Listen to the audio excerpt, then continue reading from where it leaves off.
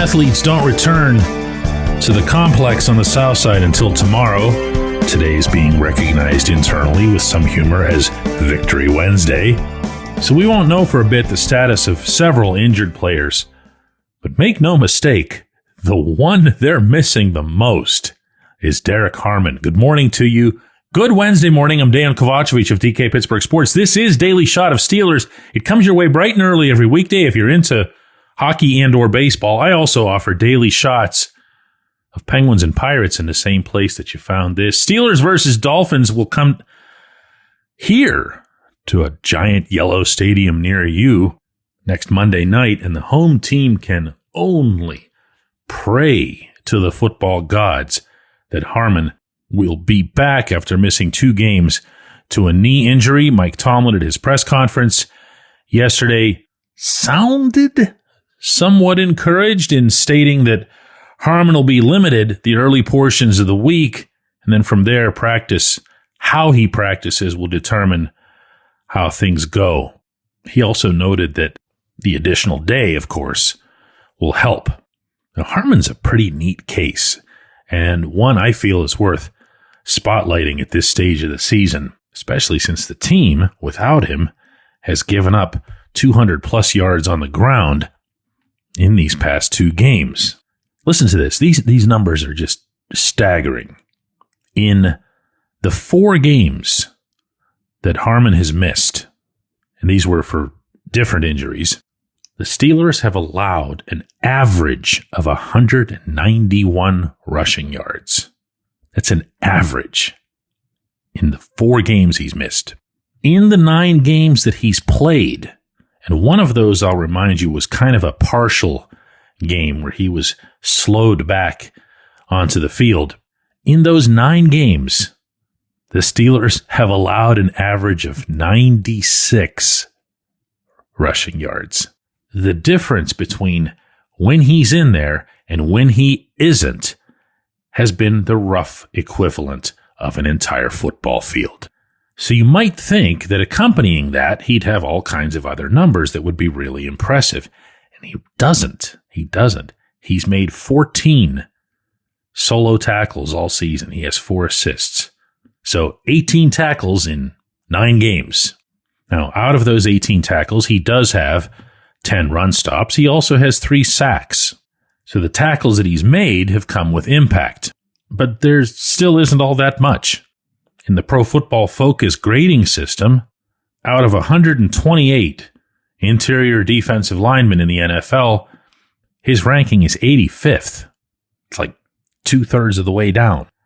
But when you talk to people about what he's doing and the impact that he has on his teammates and the impact that he has, most relevant to this conversation, on the opponent's running game, is that he moves. He'll shed his blocks. He'll take care of his gap. And when the opponent looks up, and in this case, I mean the running back, and they pick their chin up and they see Big 99 filling a gap, but they just don't go that way. They're not going to try to go through him. They're going to look for alternatives. And when that happens, by nature, that makes everybody else's assignment that much easier. Because that running back now likely will have to either come right to them or at least close to them. If you pay attention to any of what Cam Hayward talks about whenever the running game, the opponent's running game, comes up, topics 1, 2, and 3 with him will be about shedding blocks, about taking care of gaps. Harmon gets that done. Now, it's very seldom as simple as citing one individual for better or for worse. More is needed. Very plainly, more is needed. Cam leads all NFL interior defensive linemen and defensive snaps. That's nuts. That's nuts at his age. So I feel obligated to add here that Y.A. Black, I thought, did a pretty good job of shedding blocks, moving left to right, taking up gaps, and occasionally, making a play, which is where he's going to have to be. He's been a little bit inconsistent. He was inconsistent within that game in Baltimore. And I don't think I'd need to let anybody know who's followed Miami's ongoing 4-game winning streak that Devon Achane is the main reason you'd be having this discussion. Now, he's got an issue with his ribs that could keep him out of some practices in the early portion of the week for the Dolphins, but overall, my goodness, 1,126 yards on the ground. That's third in the NFL, behind only Jonathan Taylor and James Cook. It's a 5.8 average per carry. He's got 7 rushing touchdowns. And in those aforementioned 4 straight Miami wins, he has put out 174 yards. That was against Buffalo. 120, 134, and then, most impressively, 92 this past weekend against the other Jets on just 7 carries.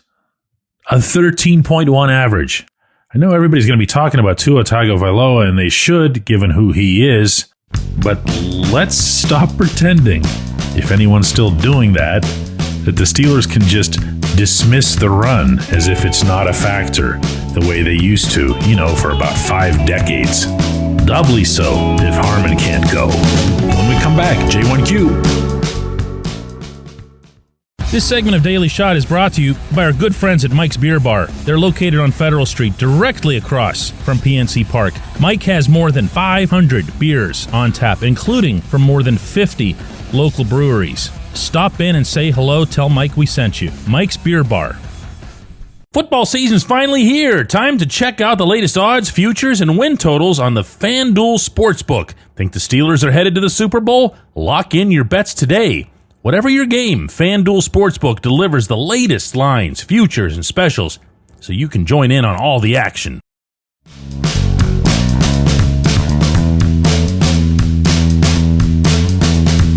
Today's J1Q comes from Eric, who says, DK, my main thing about firing Mike Tomlin is who replaces him? Could probably put together, Eric, a whole list of responses people have when the subject comes up. Most common responses. And one of them is this, and it's understandable because you have a guy that you at least know what you have. Whether you like it or don't is up to you, but you know who he is, what he is.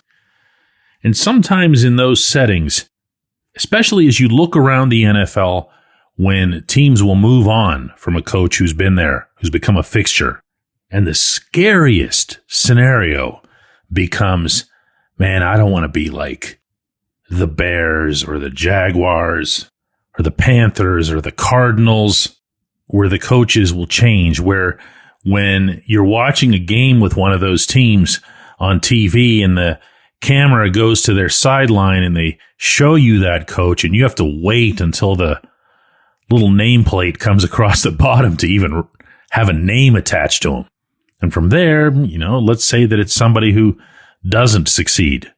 Then you become that team that's constantly changing them. It doesn't look like it has its way. We have had a lot of talks about that here in Pittsburgh for half a decade now regarding the quarterback position.